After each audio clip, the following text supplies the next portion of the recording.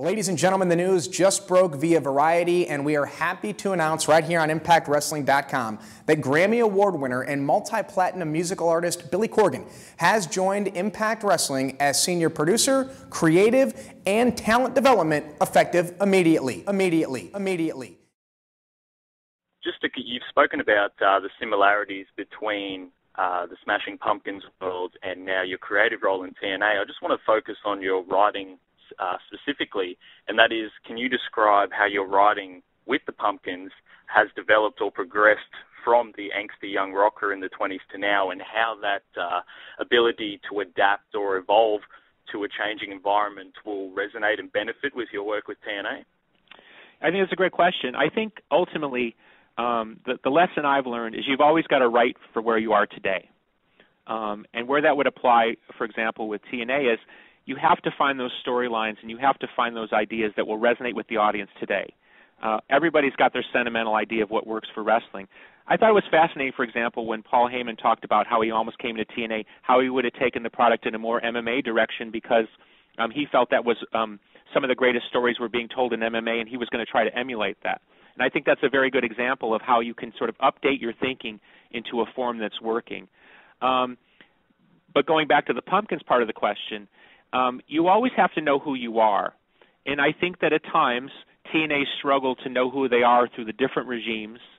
And in talking to Dixie at great length about these subjects, it's like it's part of my job is to really understand her vision. And it's very interesting because she does have a very particular vision. And so a lot of times what looks like maybe things aren't going in the right direction has more been that the people that came in didn't fulfill the promise of maybe what they thought they were offering or what she thought they were offering. And so part of my my effort here is to try to really get on the same page of what she's looking at from a business model on down so that we can represent it in a very active way. And I feel really lucky in this regard because coming back with the Pumpkins, I had some naive assumptions in 2007. I thought I could just pick up where I left off, and that's not how it's worked. I've had to sort of adjust as I went. I had to deal with an aging audience. I had to deal with people's sentimental ideas about what kind of music I should do. How do I create new opportunities for myself in the marketplace? In many ways, I've created new opportunities by going outside the box in places where people shouldn't go. Being a part of wrestling has been one of them. I've been heavily criticized in the music world for being involved in professional wrestling, and I refuse to give that position up. Partially because I think my role in my musical culture is to be independent. And how can I be independent if I don't represent who I truly am? If I have to hide certain parts of myself to get over with my musical crowd, then I'm really not myself. So having had those experiences, I'm a staunch defender of the idea that the stronger an identity TNA can build from the outside, the much harder it will be for us to move forward in the marketplace with strength and like, let's call it courage, because I think that's what you need to do. You do need to take chances.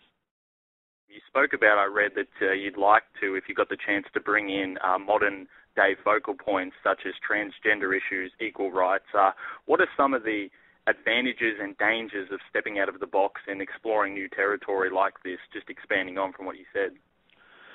Well, with sophistication comes a greater opportunity for it to be misunderstood. And I recently did an article for Esquire where we talked about, if anybody remembers, the Archie Bunker character on All in the Family. He was an obvious bigot.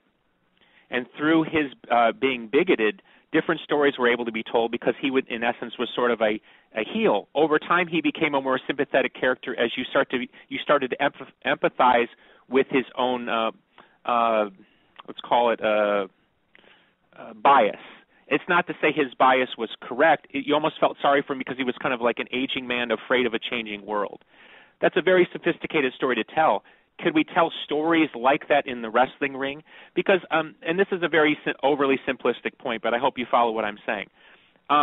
If we're talking about baby faces and heels, right, why wouldn't a heel use everything in his arsenal to get under the skin of the baby face, including using bias over his race or background against it? Obviously, we live in a PC culture, and we have to be very careful about how we tell those stories. And also I've seen at different times, and I believe this too, you also have to know where the limits are. For example, a wrestler should never, ever say, I'm going to kill you. You know what I'm saying? Because that takes us out of belief. Because for a professional wrestler to say, I'm going to kill you, the chances of that happening are nil. So we should always know where the limitations are in the product, but is professional wrestling ripe for a social kind of revolution within the company, in the companies? Absolutely, and I think it's high time that wrestling become more of a leader in this regard than a follower. On June 28th, it's the adrenaline-fueled summer celebration 13 years in the making as TNA Wrestling presents Slammiversary. Join Kurt Angle, EC3, Taryn Terrell, The Rising, The BDC, Matt and Jeff, The Hardys, and millions of fans around the world for this exhilarating live pay-per-view spectacular. Where will you be when TNA Wrestling presents Slammiversary live from Orlando, Florida, Sunday, June 28th, only on pay-per-view.